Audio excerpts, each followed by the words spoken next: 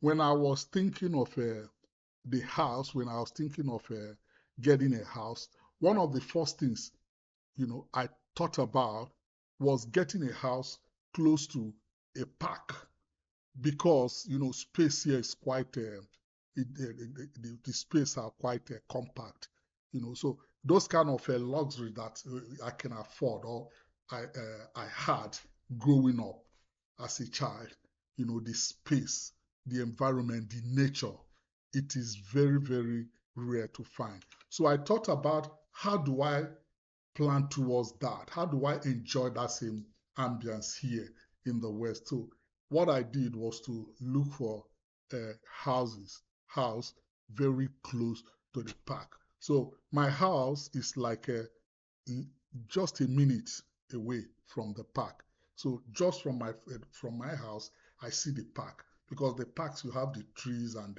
it's amazing. In the evening sometimes I want to unwind. I just go straight to the park. I sit down there. You listen to the bird chimes and all those kind of things. Nature, you enjoy them for free. So those are the things you put in place while thinking of while considering how to make a house a home. Then the third one is the rituals and the routine. Yes, the rituals and the routine, like the coffee you drink in the morning. To those of us that drink coffee, that coffee you drink in a favorite spot, like you come to my house, there is the coffee desk. The coffee has its own seat there. No, it doesn't move. I wake up, I like just the smell of the coffee, and it goes to that scent and smell I talk about. So it becomes to me a kind of a tradition. Every morning I wake up before I get to work, before I start my work, that coffee, I like it. And it's not far-fetched because growing up in the village, in the rural area, you see our elders, there are things that is not missing at home. There are things that you just don't miss. Like you go to the house, for those of us that are from Nigeria, Africa, you go to the house of the locals, you have always a tiny tree by the side of the the the man of the house. There is this tiny tree that has that kola nut. So there is this other little kind of nut, bitter cola. You also have this bottle of locally brewed gin. In Nigeria, they call it ogogoro. Some call it kind. So, in my place, some call it peteshi, whatever. It's always there for those and early in the morning when they wake up, it is there. They don't they don't have to go look for it anywhere. It is there. So those are part of the ritual. They take it, and if you visit them that part at that time in the morning, that is where they start the day. That is how they start the day.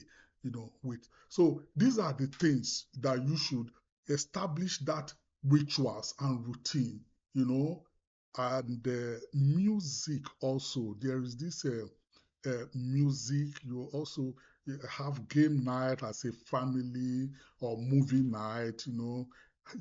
These are the little things, the little touch that when it's not there, people, the occupant will miss it. When you leave that environment, oh, I miss it. Because there are things that it cannot provide that your home gives you, that comfort, that warmth, that connection, and also that meaning, that meaning that gives you your identity. So these are the things that makes a house a home.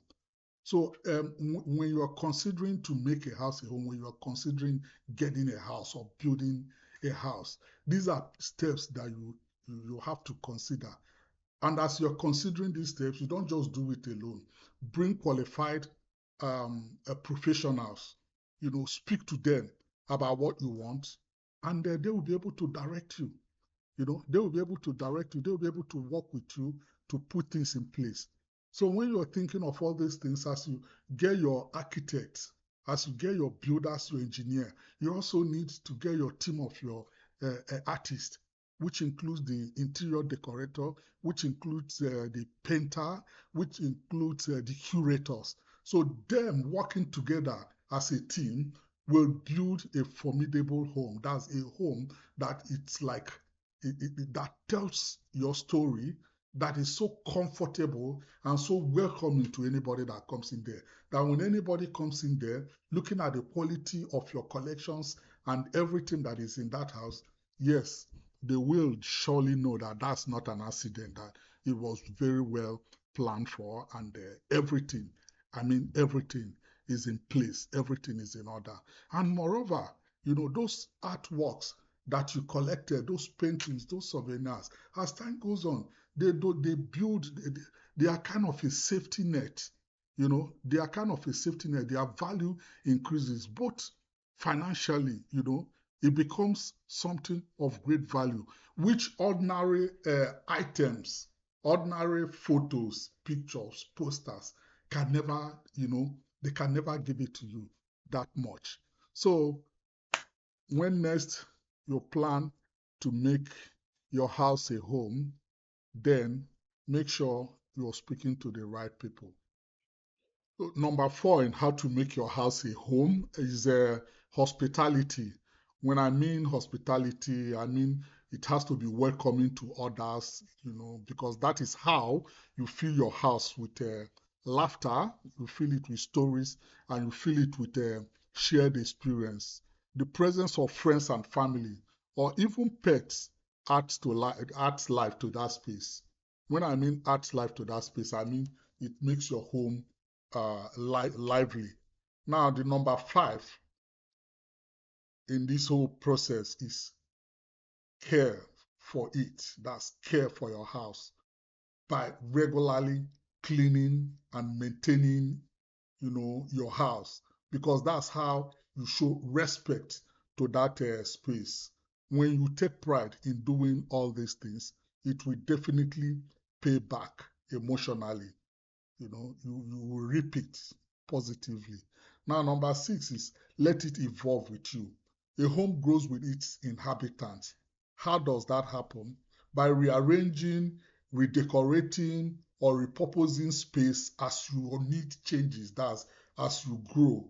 It helps maintain that connection. It helps maintain the connection you have with the space. So ultimately, a house becomes a home when it reflects who you are, support how you live, and provide a safe emotional refuge for you. So that is how you make your house a home. Thank you for listening to me.